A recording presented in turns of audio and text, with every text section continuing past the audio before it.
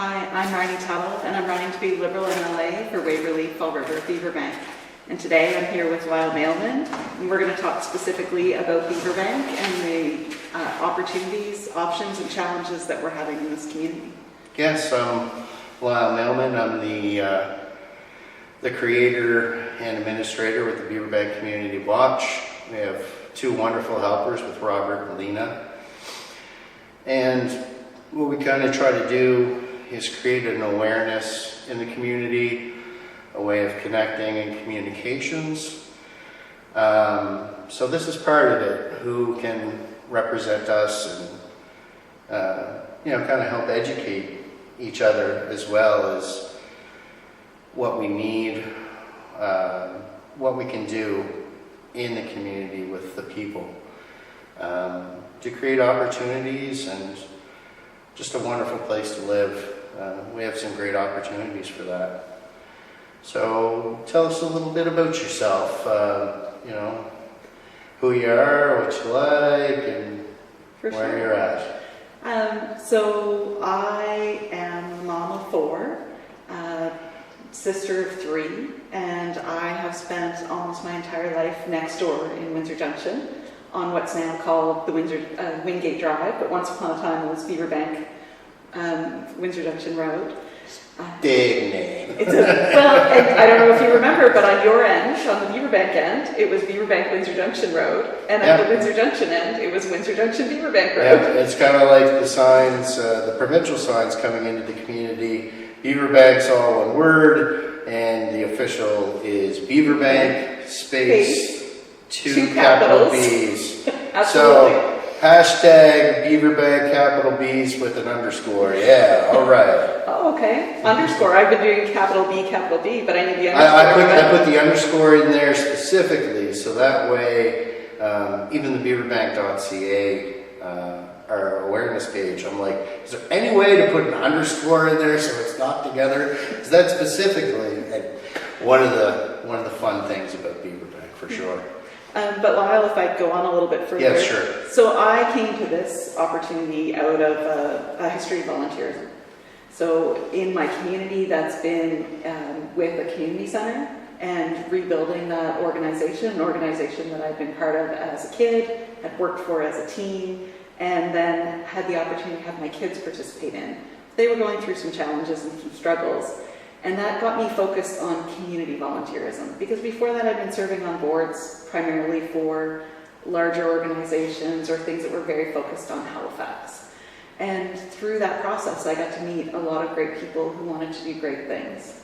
And once I met those people, there became these opportunities to get involved in politics. So that's what brought me here. There's also something that I've been doing in addition to my work life in nonprofit. So I've been working in charities and nonprofit my entire career. And right now I'm with the Nova Scotia SPCA. But I also had created a community interest company called Sargasso, where we focus on elevating in our sector the people who have been excluded in that sector. So we're teaching women and marginalized people how to use amplification, mentoring, and sponsorship to build their careers. So this was an opportunity to run politics, the opportunity to serve the community as a whole, the opportunity to help build communities across our riding, but also the option, hopefully, to have impact on some bigger issues in our society. So there's usually that one thing, if you could describe it, that one inspirational piece that's like, you know what, I need to do this because there's a reason, there's a main inspiration. As you're stepping into public life, you're running as a candidate, you want to represent people. What's that one inspirational thing that said, yeah, I'm going for it? I think we have the opportunity to do and be better. And I've been doing that in the organizations I'm involved in, the ones that I'm employed by, the ones that I volunteer in, and I'm doing that in my family as well. So as a mom of 4 girls, there aren't enough women running in politics, and I thought there was an opportunity here for me to step into that role and hopefully inspire more than just my own kids. Yeah, a lot of things that make sense. That's what we need, things that make sense for people, and that's awesome. Awesome for the community. So we have Beaver Bank specific questions, and we'll start with number 1. Beaver Bank has had the Murchison Drive connector, Beaver Bank bypass, long promised and then removed from provincial plans. Having one way in or out has been a safety concern. We've seen Murchison be built from the 101 to Middle Sackville, and the Aerotech connector from the 102 to Wellington being constructed, with no plans to extend to the Beaver Bank Road. These connections would allow Hants County traffic and trucks from the 3 quarry operations to be routed to a collector road and the 102. This would allow for speed adjustments to permit more crosswalks through Beaver Bank. It would create a transit loop so students could get to Lockview, and a second exit entrance to Beaver Bank. What are your thoughts on what can be done and what it could do for community connections? For sure. I'm hearing about this on the doorsteps. I knocked, in particular when I knocked on the doors along Beaver Bank Road. Certainly the safety issues, the one way in, the one way out, the lack of crosswalks, the disconnection on the sidewalks, those are all issues that concern people. From the perspective of what we can do for Beaver Bank Road and that safety, I think there's some immediate things coming. I think when the new Traffic Safety Act is passed and the opportunity to have the municipality participate in what happens along that road in a more meaningful way, we should be able to find some short-term solutions. But the larger question about that other way in and out of Beaver Bank, I think that has an even broader question, which is, does Beaver Bank want to grow? Because when you put more roads in, when you put more access in, it's going to mean more population. And that probably means more infrastructure. Those are great things that we all want. But I'm not sure that I've heard on the doorsteps that everybody in Beaver Bank wants to have another several thousand people off the Beaver Bank Road, even if there's another way in and out. That said, we've got the platform now. We've got the 2 connectors and the opportunity potentially to have them eventually link up in Beaver Bank. But that really needs to be up to Beaver Bank, whether we had done that path or not. Yes. And that's what there's been certainly restrictions with the land use bylaw specific to Beaver Bank area, limiting lot size. Water and sewer was only put in for the environmental emergency at Tucker Lake Road, but still was just half of Tucker Lake itself and didn't connect to our elementary school or community center. And you look at sidewalks. So we're a real interesting mix of more rural and woods north Beaver Bank to subdivided, wanting for infrastructure and crosswalks, accessibility, and even with the buses, but not being able to get to the buses and wait on a gravel shoulder with dump trucks and large semis doing 70 kilometers an hour plus. Some people that are uncomfortable with waiting at a bus stop that way. So there's certainly some tweaks, some infrastructure that could be done, and it's fantastic. So number 2, the province issues a list of schools getting work done to them. There's 2 schools in Beaver Bank that are in desperate need of repairs, but they're not on the list. Kinsack received major roof repair for water damage and mold into the library and around about 6 years ago, and Harold T. Barrett is in need of repairs. Monarch Elementary, the roof has degraded so much that the shingle grit has clogged the drains. There's put that much water in them. They're now growing grass. But with that, water goes into the building. There's a pigeon colony because of the soffits drooping and the cold weather, the icicles are there. So that's been sealed up, but no remediation. So it's some pretty serious things that we take pride in our schools. What would you do to ensure the schools in Beaver Bank get repaired? Oh, that's a great question, and luckily you'd given me a heads up that this one was coming. So I reached out to find out what that process actually looks like. So the process to get a school repaired requires the school to take it forward to HRCE to put it on the recommendation list, and the recommendation list to go to the Department of Education. So what can we do to make it more likely that Beaver Bank schools get the work that they need?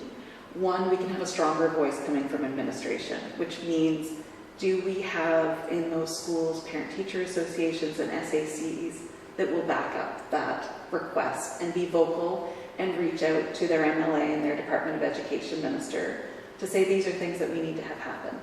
At the same time, an effective MLA in this area should be pushing from inside to say, okay, Department of Education, this should be on your list. It should have come up through HRCE. Are we looking at it? So I think there's an opportunity there, and I think it's been maybe a little bit lost. While the schools themselves exist for one MLA, the school area has been represented by multiple MLAs. Yes, and that's where Monarch fell under the Sackville riding, along with Sackville, and the other schools were Fall River, Waverley. So trying to get something done, you're like, well, I call this guy, or I don't, and there's so many issues, so there's not a concentrated voice to speak for it. But to the other aspect, yes, there are those things in place that the work orders have been filed, but there's that deferred maintenance budget that is huge for HRCE, that we pay a lot of money in taxes for these schools, but if they're falling apart, what do we do? Are we just letting them rot and then build a brand new one? You know, there's those things that certainly, if there was a school that we take pride in, and especially the elementary schools where there's opportunities there, because they're spread out a little better, for the community to come together, recreation, create courts or those kinds of things that could be done. But Lyle, can I follow up on that a little bit? Sure. I think the number one thing about pride in schools is the students that are in them. Absolutely. And I know that Beaver Bank is absolutely proud of the students that are in their schools. Yeah. So it's our responsibility as the adults, as the politician, to be providing the infrastructure that those students need so that they're proud of the environment that they're in. Yes. And so that they have the best opportunities for learning. And that's kind of with COVID and those sorts of things, it gives a reset. The different restructuring in the education system, you know, there's development, there's those fundamental changes that have shifted, and then now there's a bit more work to do, that the community can feel that they can step into it, and there's opportunities there. So you know, that'll be great to work with you on that and create an awareness. Absolutely, and I do have some experience in helping community groups get going and get formed. Oh yeah. So in the places where we don't have PTA. You're following into some of the next questions. Oh, okay, I'll be quiet and answer the next question. So Woodbine. Woodbine is now our district's largest and most dense neighborhood of affordable housing. There has been long-standing concerns by its residents. Water meters were mandated to be installed on homes in Woodbine. The current water quality issues with terrible discoloration. Halifax Water, the water's fine going into the park, but they had a main break. There's notification through the park that there was a pressure surge from the replacement that damaged the pipes in the park. So that's happening now. There's no crosswalks that can be permitted at the Blind Crest for where the bus stops are, and come up with the crest of Dean's Hill, 70 kilometers an hour. The sight lines don't allow for a crosswalk. There's a lack of public recreation facilities, programs nearby, or parks for youth, because even park management, the park owners are responsible for what they can do in the park, but there's no park down around that area for activities. And there's no operating homeowners association to represent homeowners to help educate them to find a resource for assistance with broad and individual issues with park management that have been inconsistent in its requirements for homeowners. What would you do to help support and represent residents of Woodbine? Well, I think as the MLA, the responsibility is to represent Woodbine and all of Beaverbank at the level of government. But I think as well there's the opportunity to work with the councillor, Lisa Blackburn, to see what could be done specifically around Woodbine. There is the option and the opportunity to build a homeowners association. Lisa and I both have the background in how to make that happen. But the drive for that has to come from the community. No one politician at any level can step in and say, we need to change this. There has to be the drive, the interest, and the understanding. And I think I saw that when I was out knocking on doors in Woodbine. Yeah, and there's a real intimidation, kind of fear as well, being in the park and saying, like, oh, this is just going to cause a fight or an argument. Well, if people come together, they share their ideas, and can get down to what's actually required,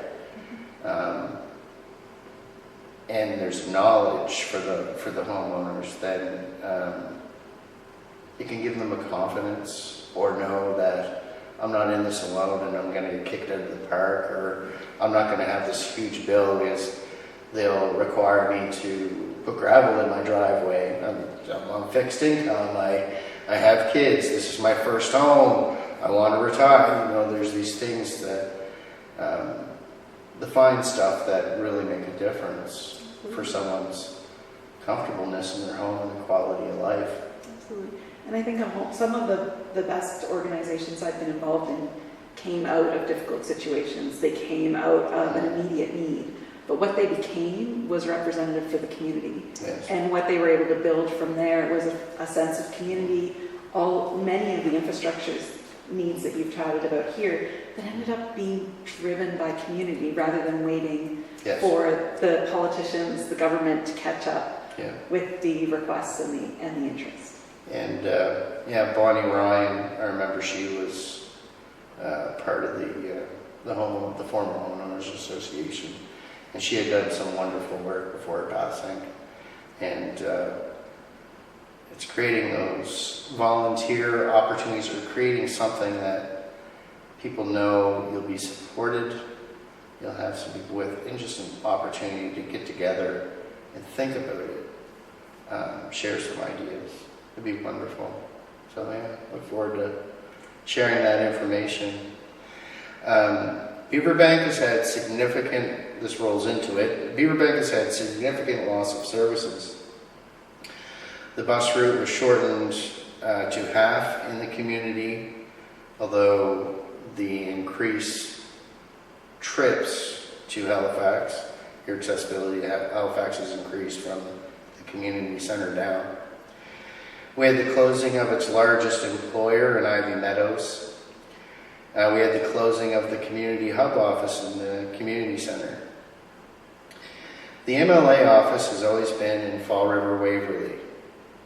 Now, Beaverbank has its limited spaces, but would you commit to having your MLA office in Beaverbank to provide a needed community resource? That's an excellent question, and this is a large riding, 299 square kilometers. I haven't committed to putting my MLA office anywhere in particular because my first commitment is going to be to accessibility.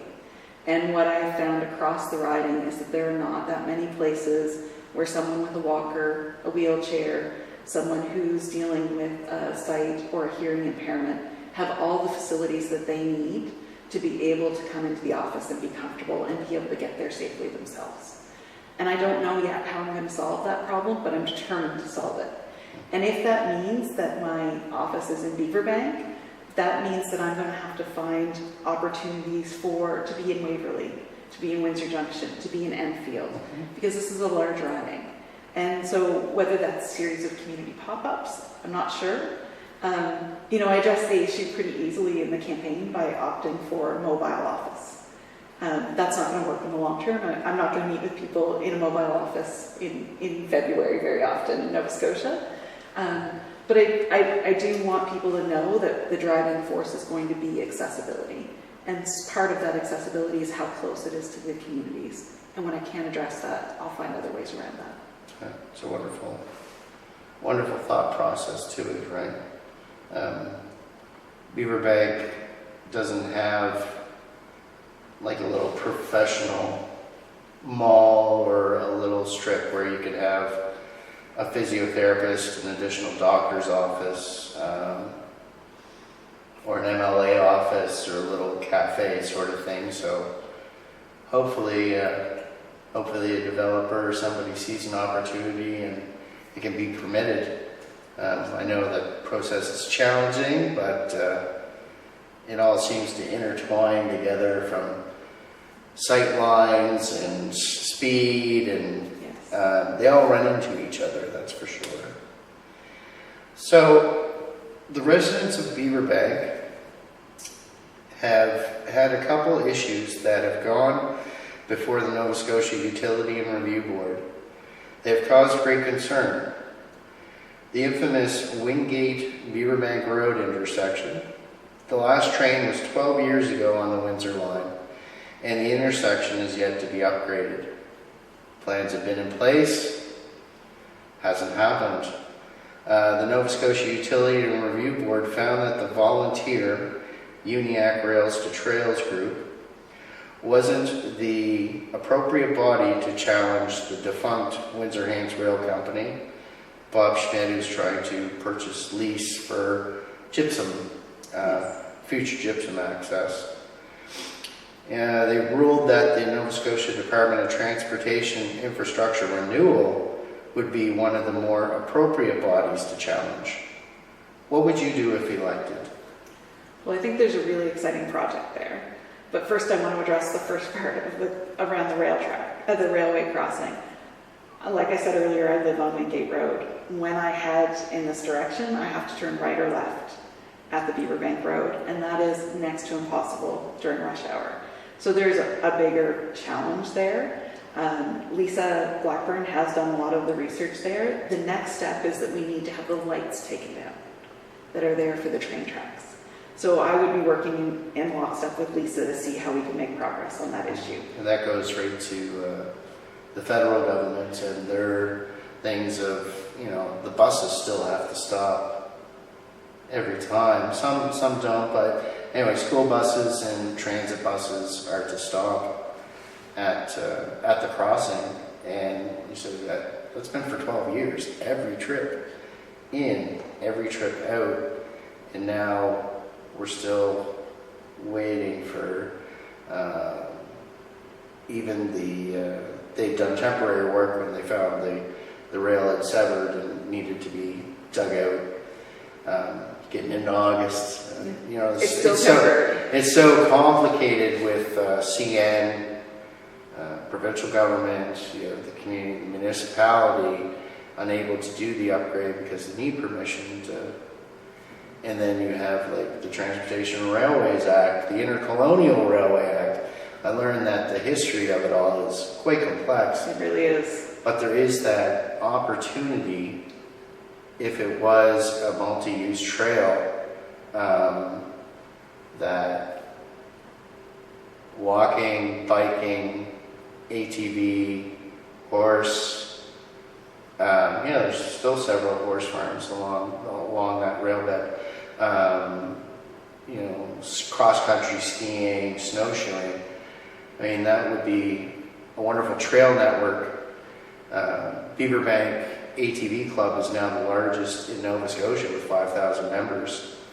And a real connection or a loop, a place to go would also create a safer and more enjoyable opportunity.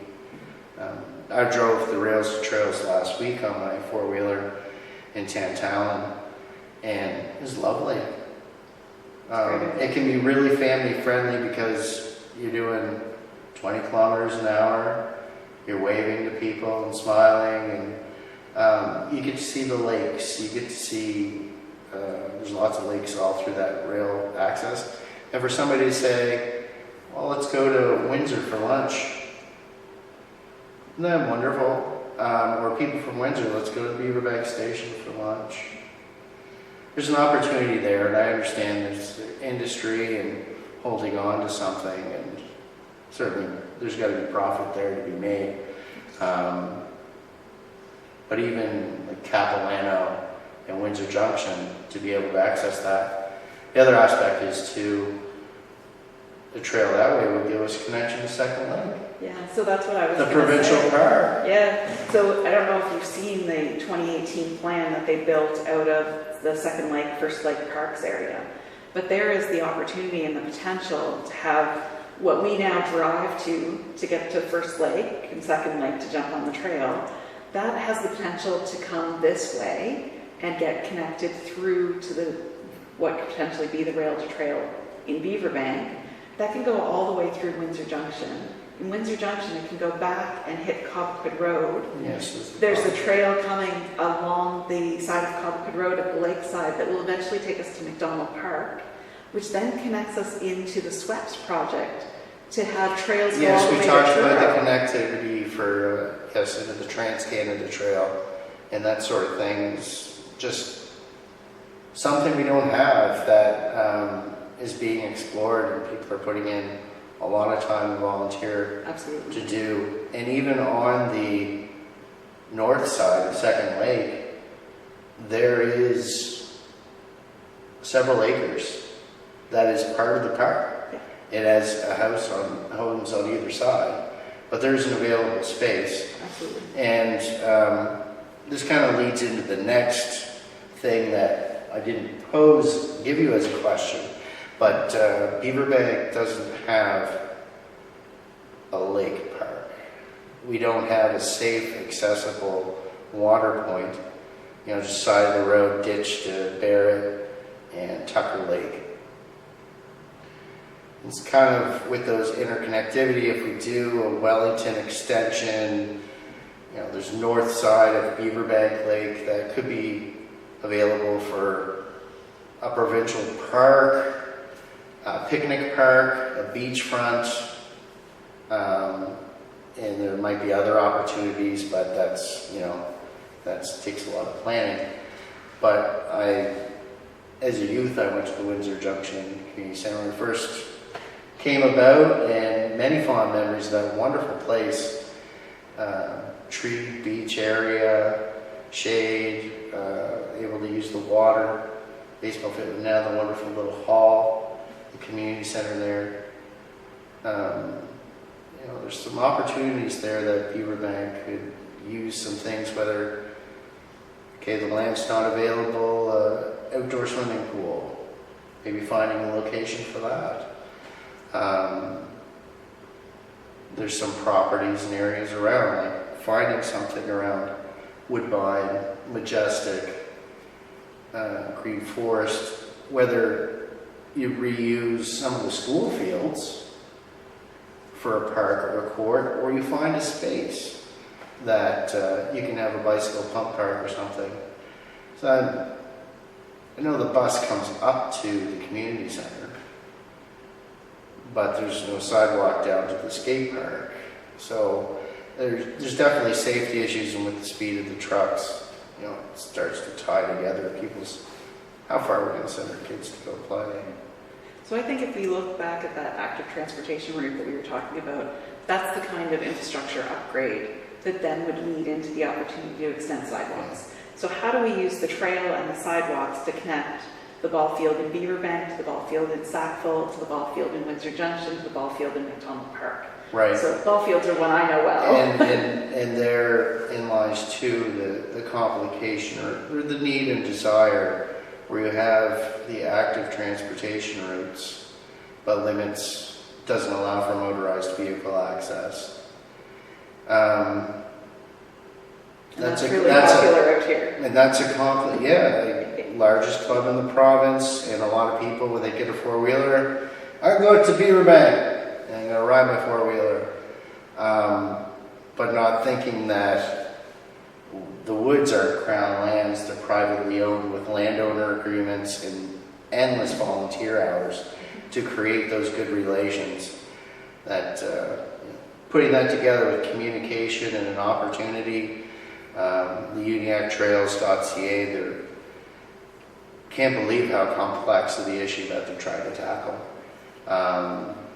But supporting those and trying to be aware. But I think the ATV Club is an excellent example of what it takes to make these kinds of projects happen. It takes a community to get behind it, to have other people aligned with it, so that everybody can enjoy it. Yeah, the communication piece is our trail connects at the end of Sandy Lake Road here from the Lions Club out to Kings Road. Like that's your straight shot. It's only a few minutes. You have a lot of people in there that are trying to cross private property to get to a trail and not respecting private landowners. It's a complex issue, but people, if the information is there for them, they can't say they didn't know, right? So it's that communication piece. So Monarch subdivision residents paid thousands of dollars for municipal water services out of their own pocket without any funding from the federal or provincial government, while other communities are receiving substantial government support. What would you do as an MLA to see if there's anything the province can do now to lessen that burden for residents? So that's an issue. I knocked on doors in Rivendell, and that was the number one issue at the doorstep. Everybody was concerned with that, and what the unfairness and what that felt like. So what I would commit to is I've developed relationships across all levels of government, even before I stepped into this role. And I hope as MLA that I'll be able to continue those relationships. Big projects like that really need all three levels of government. So we can work towards those. Sometimes they don't happen in the time frame that we want. And so we push ahead without... As things get moved out to deal with. And that's it's a challenging thing too, especially in the kind of market that we have right now, that people look at a home as an investment. That's a commodity that I can sell and move. I can do this and that. But for a lot of people, probably, they want it to be their forever home. I'm in my forever home. This is where I want to be. And to have a well go dry and repeatedly drill, go through that kind of stress, it's very hard and challenging because it's something that people have to work hard for. Well, when I was knocking on doors in Beaver, there was an incredible pride in ownership. This isn't a transient community. These people come here to stay here. They stay here for generations. And we want to be able to provide them the services that they need without adding undue and unnecessary expenses. Yes, and then with our other properties, as development comes, like the Wingate Estates, I think it's called, the Capilano to Rivendell.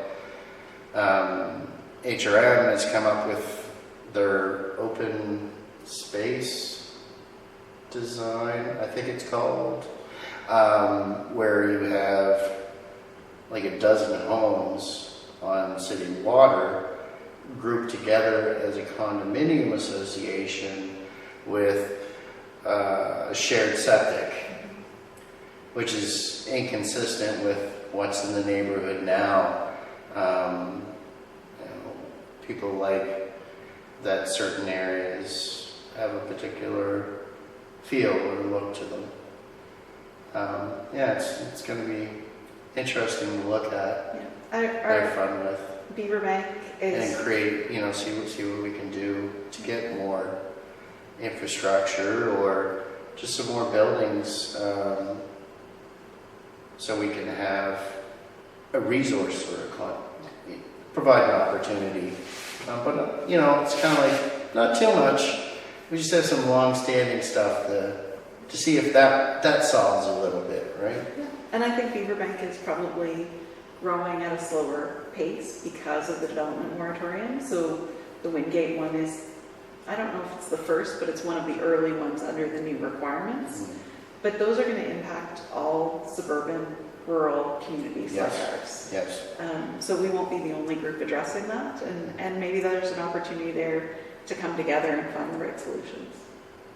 That's awesome. We're at our half hour, so if there's something, 1 or 2 minutes that you'd like to wrap up with, you can go right ahead. Thanks so much, Lyle. I was delighted to be invited out to do this with Lyle. I've been following the Beaver Bank group for a while and watching what the issues and concerns are in this community. I would really like the opportunity to be a representative at a provincial level as MLA and to bring those issues forward to government. So I hope that between now and August 17th, you'll cast your ballot and you'll vote for me. Thank you. That's awesome. I really appreciate you and you coming to do this interview, but to have the courage to step forward and get into public life has its own unique set of challenges. And wish you all the best. Thank you, Lyle. Thank you very much. So the vote is August 17th. Your early poll is open at the Beaver Bank Brown Hall. There's also the returning office. The returning office, I'll make sure everyone can know, but you can vote from home. There is that option that the returning offices hire people that will bring the ballot box to you, but you have to call and set up the appointment. So, yeah, you can do that today. So it's there. Make sure you set up your appointment before voting day. If you want to vote from home, if not, get your voter's card. The returning office is wonderful. And you don't need your voter's card. You can vote with your license. It's my That's understanding. fantastic. So thank you very much, everyone.